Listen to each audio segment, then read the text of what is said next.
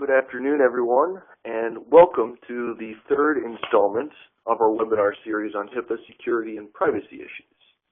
The webinar series is sponsored by Kesis Health and QIP Solutions. I am Adam Boyan, and as always, I will be your moderator today.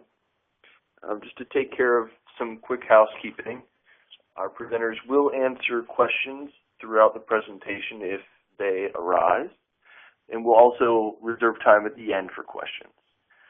You can, as participants, you can raise your hand, which is under the mute button at the top of your screen. I will then unmute you, and you can address your question directly to the presenter. Alternatively, you can use the chat function to ask your question, and the presenter will address that. Our topic today is on HIPAA Workforce Training, how to limit the human risk factor. We have two very wonderful presenters for this webinar, Anna Gard of DPM Healthcare Consulting and Susan Pretner of Kesis Health. Anna is an experienced and board-certified family nurse practitioner and clinical quality and health information technology consultant. She works with clinical practices on quality improvement through adoption and integration of health information technology and patient-centered medical home practice transformation. She provides technical assistance and training on EHR literacy, health IT workforce capacity building, HIPAA security and privacy risk analysis, and management strategies, clinical decision support, and process workflow development, as well as health IT population management. And Anna is a very busy person. But thank you for joining us today, Anna. My pleasure. We also have Susan Pretner, who is also a busy person. She is president of Kesis Health, which provides consulting focused on HIPAA and high-tech compliance. She has more than 30 years of experience in the healthcare industry, including extensive software design and development work and health administration information systems. And thank you for joining us again today, Susan. Thank you, Adam. And with that, I will turn it over to Anna to begin our presentation in earnest. Okay, thank you, Adam. So just to follow up on Adam's comment that we're busy people, we're all really busy, and I think that when we think about security and privacy and the use of health information technology, there's such a huge learning curve, and there's so much that we're trying to accomplish that sometimes we push things to the side, right? So I think sometimes security and privacy get pushed aside a little bit. Along with that is our employee and staff training. I often think of when as an individual I get a new piece of technology, a new iPhone or an iPad. How often do you actually spend the time to read the directions and the privacy notice and all of that before you begin to use it? Well, you're so busy, you got it because you want it to help facilitate the work you have to get done. So you never really spend the time or invest in the front end on how to use it properly. And so as we thought about this webinar, we thought about how can we be more proactive in building a culture of privacy and security within an organization. And it really comes down to looking at your workforce and training your workforce. And it's a low-cost investment. So when we think about, as a clinician, I talk about health literacy all the time. So I really wanted to use the same idea around security and privacy literacy, that it's the non-technical logical answer to ongoing privacy and security problems. So what is the greatest risk?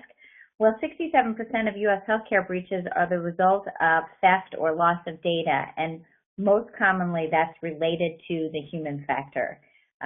Different types of risks, things like major failure, when you have employees dumping records in the dumpster or the trash rather than a shredder, when there's an intentional violation. So, we all heard about someone was snooping into Kim Kardashian's hospital record when she went to deliver her baby, or when access is unprotected. So failure to to lock your car when you leave the laptop that's unencrypted in your car, and then it gets stolen by, so issues around theft. So human error really is the biggest risk, and one way to minimize that is to invest the time in training and educating your staff around privacy and security. Just to highlight, there are greater breach risk when you have bring your own devices permitted, when social networking is encouraged in your organization. And many organizations now are using LinkedIn or Twitter or Facebook to promote their organization, so there needs to be some education and training around how to use that appropriately to limit any breach opportunities. Educating your staff around devices that hold memory. So things like faxes and copy machines hold patient and have PHI on them. So being aware of that. And also having an understanding around encryption and why it's necessary. So there was just recently in the news a case where over 1,900 patients were affected when their data was compromised by providers who were responding to phishing emails. And we know that, so in this case in particularly, it happened this January. There were emails that were sent to a small number of affiliated physicians who opened these emails, and then there was unintentional, unauthorized access to their email accounts, which then laid open potential PHI. And so the organization that this occurred in did not, although it happened January 24th, they were not notified about this event until February 24th, so a full month later. And so just having that education to your staff around what is phishing, what are fishy emails, what you should not be opening, and what's putting your information at risk. So policies and procedures aren't enough. I mean, how many of you have a really thick policy and procedure book that sits on the shelf in your organization under about 2 inches worth of dust? That HIPAA privacy and security is an ongoing maintenance. So it can't be you read the policy and you're done. It needs to be really integrated into practice. It has to become part of the culture of the organization. Everybody needs to support and look out for one another. So if they recognize that a new staff member is not remembering their password and keeping a sticky note on their desk, you hope you build a culture in your organization that can gently support that staff member to say, you really can't do that. That puts your information at risk. Let me give you some ideas about how I try and remember my password. But building that, integrating those policies and procedures and really making them an active part of your practice. So who, when, and how do we educate our staff and really start to begin privacy and security literacy within our organization? And all of your employees, full-time, part-time, temp, who has access to PHI, whether it's electronic or paper. And one of the things that I say is it's very interesting to take the time to map out, particularly with your staff, what PHI is and how PHI moves through your organization. And in the case of a healthcare practice, from the moment that a patient picks up the phone and calls to schedule their first appointment, how that data is captured, and then as that patient moves through the practice, through the office visits, the exams, through all the different healthcare workers and staff members who touch that person and collect data on that person, to the billing and the checkout, and to where that data then goes. How do you track that PHI? And then develop your training and awareness program around each job description and each task, so that when the billing person is sending out this information, where are the potential areas that there could be a breach, and have them understand within their job duties where the risks are. Onboarding all new employees, and not just the once and done, with the new employee manual, but to have supplemental trainings throughout the year, targeted reminders, new policies, new procedure rollout, or review when you have a security incident or a near miss. Have an annual review of general HIPAA concepts, much like you have to do your annual OSHA review and then you have to take the test. I often think of CPR certification. We have to do it every 2 years, and then we have to sit down and take a test. I've done that so many years, yet it's still important to have, because things change and things get updated. So it's really important to make it a continuous, ongoing process. And there's various ways to do that. And it's interesting, just not even an hour ago in my email, I got an email from the healthcare community's listserv of a practice who was requesting some support around annual training for HIPAA and compliance, and some recommendations around how organizations do it, and whether they do it monthly, whether they do it live or online, and talking about how much time it may take. And what we found is many practices do it on-site, in person, a classroom-type onboarding training. And then what is quite effective is to have some virtual or e-learning opportunities, videos, interactive online training software, kiosks, to send email reminders, to hang posters everywhere, not only to remind the patient, to remind the staff, but also to inform the patients that this is a HIPAA compliant organization, that you respect and protect their information, so that they feel that they are in a practice that really values the security and privacy of their information. So in doing that, I just wanted to emphasize, as I summarize and then hand off to Susan to give you more of the technical detail, is to create a culture of privacy and security. The organization, from the leadership all the way down, needs to prioritize a culture of awareness around privacy and security within the organization.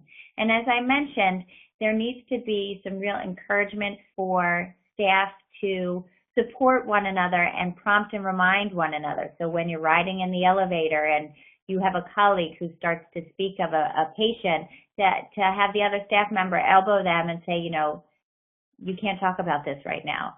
Or to, I can't tell you how many times I've had another colleague want to text me a photo of a patient's rash, or information about a patient because they're on call. And I have to remind them that their text is not encrypted, so they cannot, they have to call me on the phone. They can't text me because it's not protected. So, heightening that awareness and building that culture in your organization, and making sure that staff are accountable and responsible to security and privacy. And that may mean that there are some repercussions as to if you are not following policy and procedure, and making it very clear what those repercussions are. And in order to do that, there has to be a real commitment to personnel and to training, and not once and done, but repeatedly throughout the year and annually. And to really maybe use multi methods to train. So going back to my analogy about health literacy with patient education, is sometimes just handing a piece of paper is not really all that effective, but being able to talk about it and have them teach back, the teach back method, or to provide video or online learning platforms, ways that they can do some tests, some quiz, and then get the results to see how well they really understand HIPAA, privacy, and security. So there are multiple ways in which we can really support our organizations to meet compliance around privacy and security. And with that, I'm going to pass it over to Susan, and she is going to talk about in more detail about security and privacy training programs. Thanks, Anna. And enjoy being here today. I'm just bringing up here an example.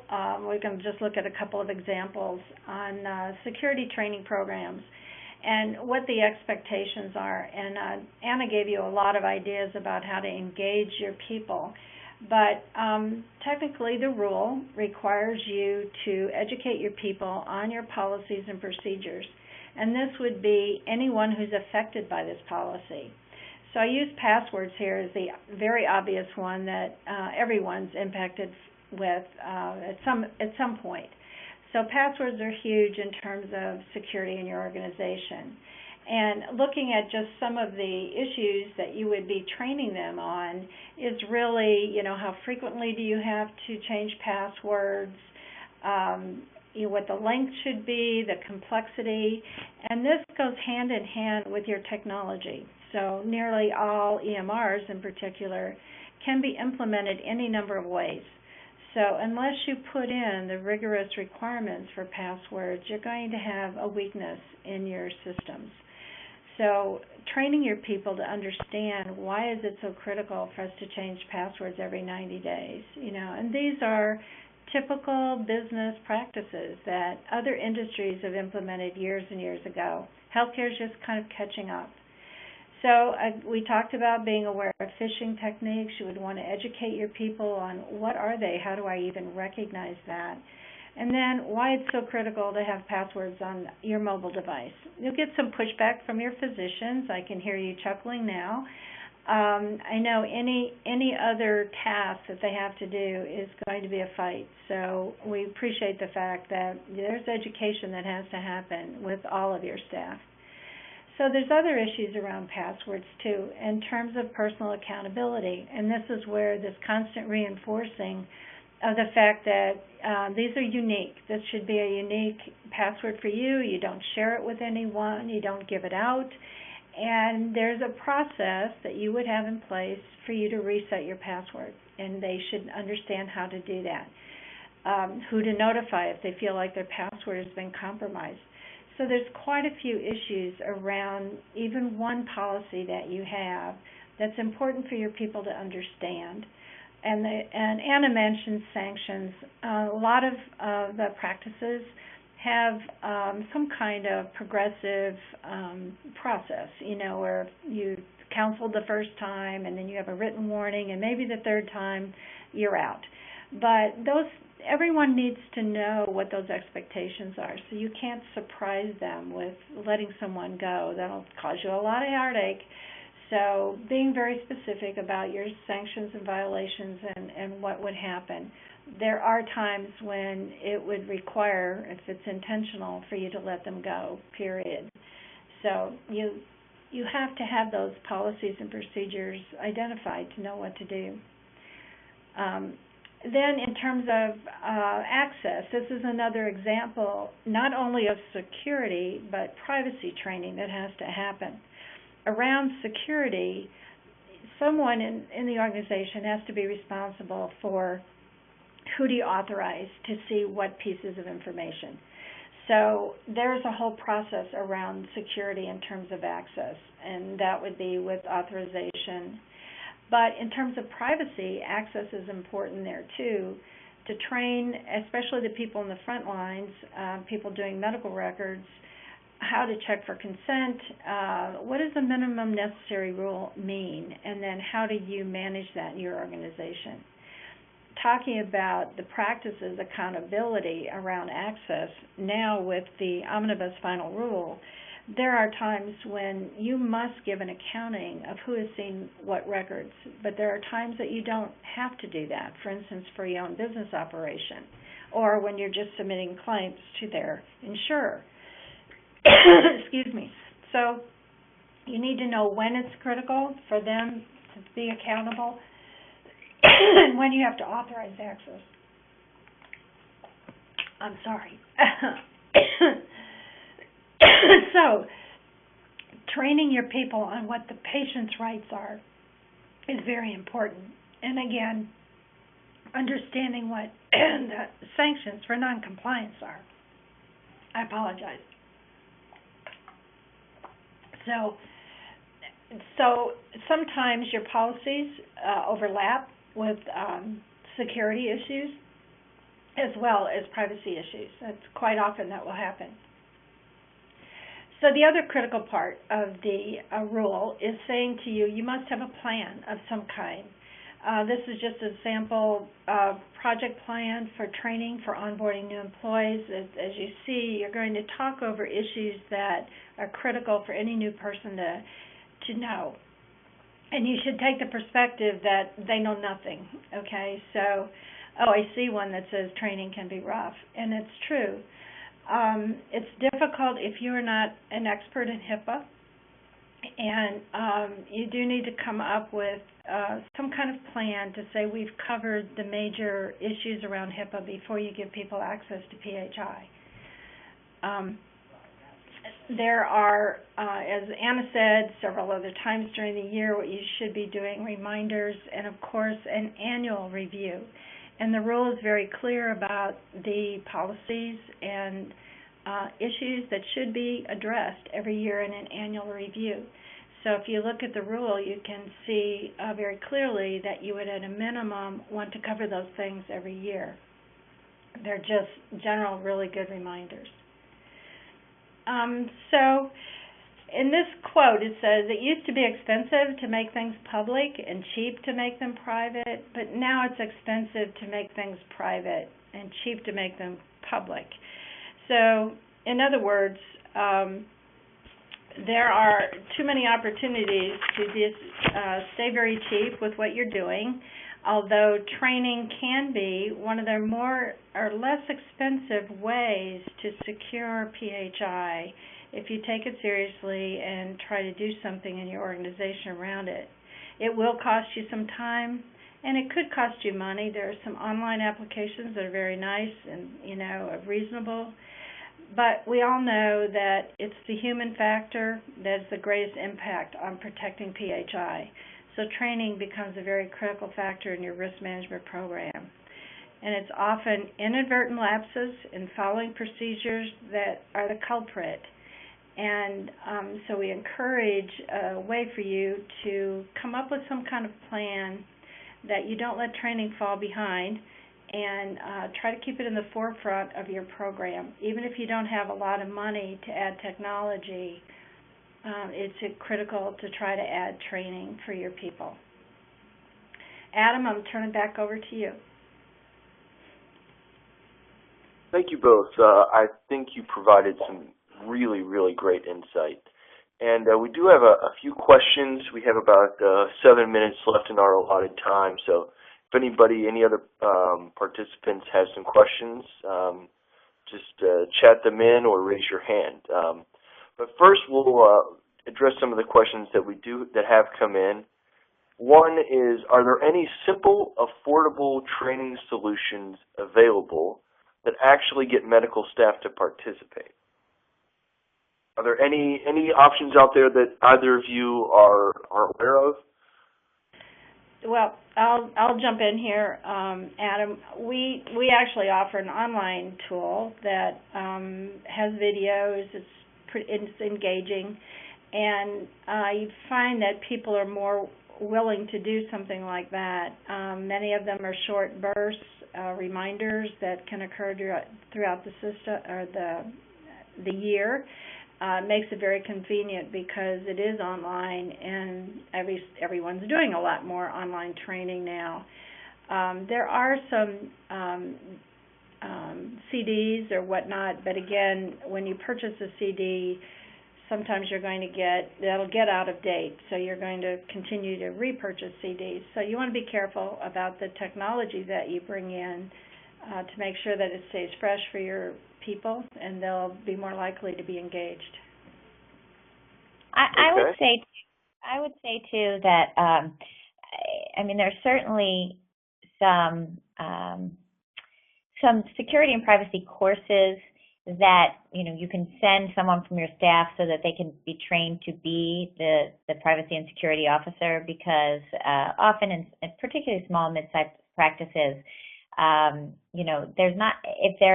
if there's not a security or privacy officer, it usually becomes this add-on task for someone else, whether it's the IT person or the applications manager or the office manager. But they're very expensive, and then it's dependent upon you have one person who has that expert knowledge to then develop a training program and roll it out to the rest of the organization. And I think, much like Susan said, there's some great online platforms. I will speak to the learning management platform through HIPAA High-Tech Express, because they've got very short, targeted, topic-specific videos that may be anywhere from 2 to 5 minutes long. And the way I would see this as a clinic manager is to say, okay, when I have a staff meeting, today we're going to address the topic of passwords, and we're going to, have everybody view this 3-minute video. And then you got everybody in the room, they see the video, any questions around it, or you can assign the video to be viewed prior to the meeting. There are some other online learning platforms that are similar to that. I know the ONC has produced some, there's an interactive video game. For people who are really busy, I don't know that that's something I would necessarily use. I mean, it may be good for some of your younger staff or some of your volunteer staff if you have AmeriCorps staff. Someone who's like, okay, this is the way I learn through gaming. But, small little snippets. I've seen other healthcare organizations do like the question of the week. So when they log onto their computer on their opening screen, it's a security or privacy question of the week. And, they kind of push it out via a blast, and then, and then the answer is posted. And then that's kind of an interesting way to build as well. Wow, those are really good, some really good ideas. So moving on to another question, does training need to be confirmed, or retention of the trained material need to be confirmed with an exam or some type of test at the end of training? Well, this is Susan again. Adam, this is kind of your own peace of mind as well. If you're putting your patient's information at risk, you probably want to know that your people understand their obligations. So it's very helpful to do that measure, to test for their knowledge. It's in terms of the rule, you need to track what training has been done. Again, many of the requirements and the standards don't specifically tell you how to do that, but they would be auditing for the amount of training that you did, the types of training that you did, and who was trained exactly. So you do have an obligation to track your training. Great. Okay. I think we have time for one more question, and then we'll wrap things up. Does everyone have to be trained on all of the policies and procedures that we adopt?